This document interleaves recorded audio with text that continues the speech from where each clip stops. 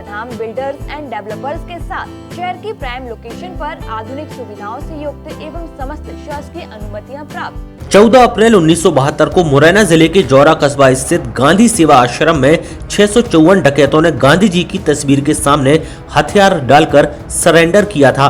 इस आत्मसमर्पण को 50 साल पूरे हो गए हैं। इसी को लेकर जौरा के आश्रम में स्वर्ण जयंती समारोह मनाया गया, जिसमें 20 से ज्यादा आत्मसमर्पित डकैतों का सम्मान केंद्रीय मंत्री नरेंद्र सिंह तोमर ने किया। इस दौरान सरेंडर डकैतों ने अपनी आप बीती भी सुनाई।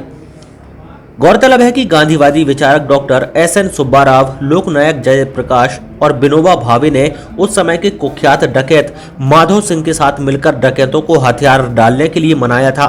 बहरहाल इस आयोजन में राजस्थान के धौलपुर जिले की राजाखेड़ा तहसील के बसई दियाराम गांव निवासी पूर्व दस्यु सुंदरी कपूरीबाई राजपूत ने बताया कि गांव के दबंगों की प्रताड़ना से तंग आकर वो अपने पति खरक सिंह, देवर छोटे लाल के साथ बीहड़ों में कूद गई थी। पति खरक सिंह ने अपनी गैंग बनाई, जिसमें 22 सदस्य थे। 4 साल में कई दर्जनों अपहरण और कई हत्याएं की। 12 अप्रैल 1972 को पति देवर के साथ हथियार डाल दिए। 4 साल जेल में भी रहे। परेशान करते काम रहना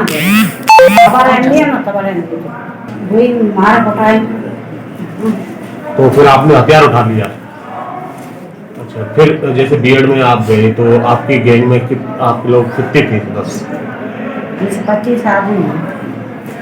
तो पकड़ भी करके रहते थे, आपके पति वगैरह भी पकड़ करते थे साथ में, तो पकड़ किस तरह से रहेंगे तो वैसे काम करेंगे।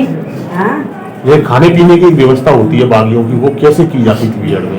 कर लेते क्या ग्रामीण मदद करते थे? नहीं, गाँव करते थे। गाँव में गए देना से करके तू बना होते थे।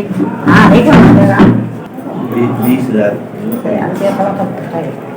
जमाने में मैंने कही तो हाजिर रह जाओ, नहीं तुम परेशान हुए मारे जाओ। तो जीत हो जाएगी जाओ जमीन को, तो जमीन वहीं तड़क मिली ना। हाँ, हमें जमीन परेशानी नहीं मिली परेशानी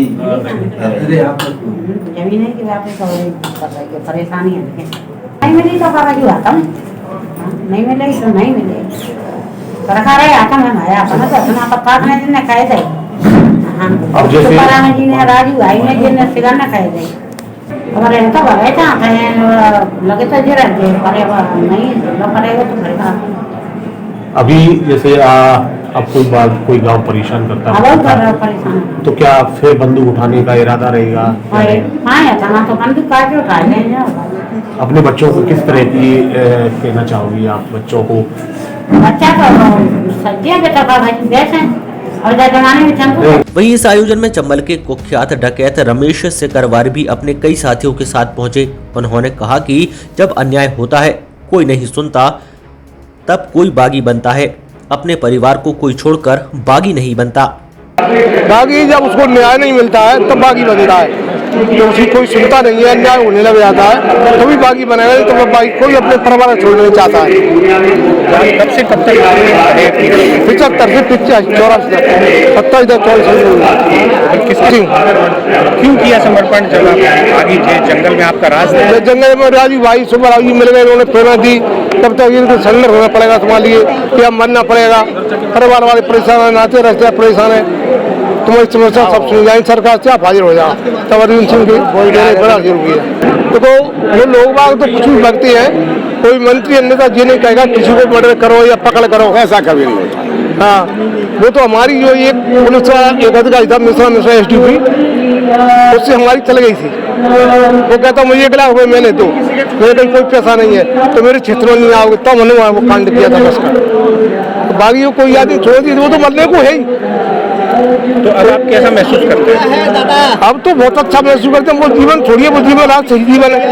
कब मर जाए, क्या हो जाए, न रिश्तेदार न संबंध न घर वाले, कोई भी नहीं होता बागी का। तो अकेला रात सही तरह मानो के लिए। अब जमीन जायदाद को सबको छुड़ा लेते हैं तो क्या करोगे? अपना अब जीवन है, अब शांति जीवन है, समाज में रहना, नाचदार से आना जाना मिलना सब लोगों में प्रेम से, तो ये जीवन यही है। वो तो जीवन छोड़िए, वो तो मार काट का जीवन है। लाख सही जीवन माना जाए उसके लिए, पर वो घर की सरकार है। वो गरीबों को न्याय दिलवाना तो बागी बनना जरूरी है। 2 मिनट में न्याय मिलता है। हाल की जमीन में कब्जा कर रखा है, कल खाली हो जाएगी। हाल नहीं हुई तो कल उन्हें उठ रहा है, मकान में कब्जा छूट जाएगा। हाल इसलिए बागी भी जरूरी है, क्यों? दुष्टों के लिए गरीबों के साथ न्याय जब होता है तो बागी उसको न्याय दिलवाता है। हमारी गैंग में 32 बागी थे, बड़ी गैंग थी 32 लोगों की।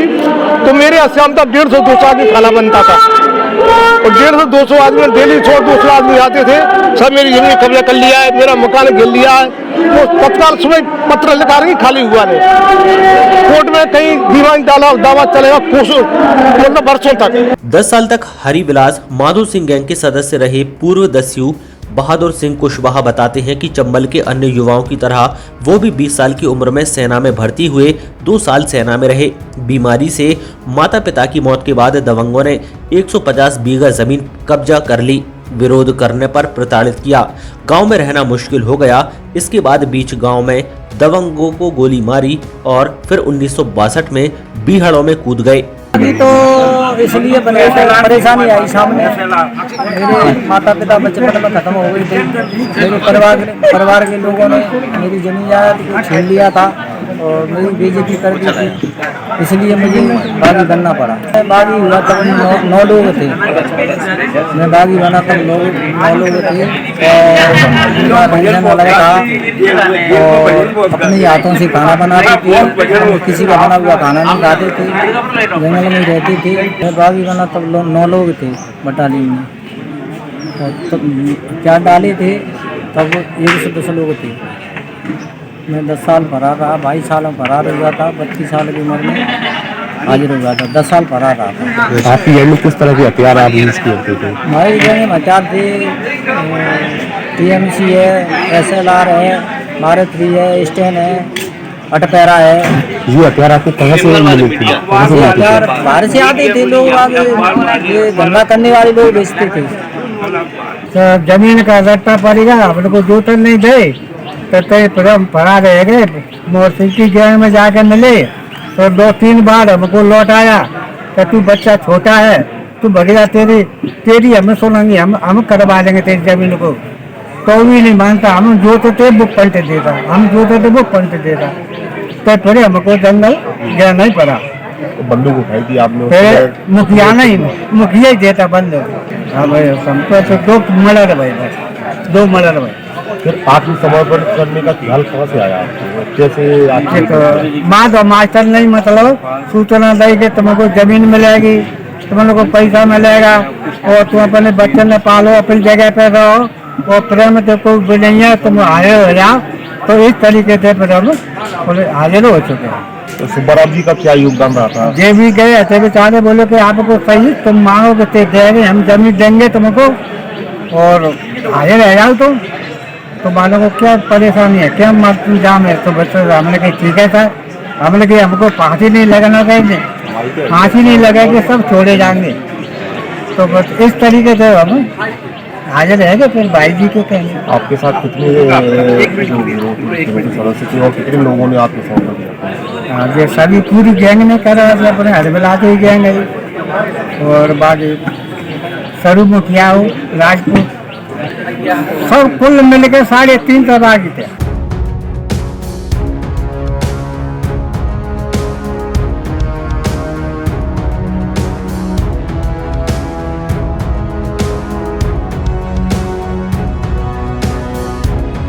सागर टीवी न्यूज के लिए मुरैना से योगेश पाराशर की रिपोर्ट।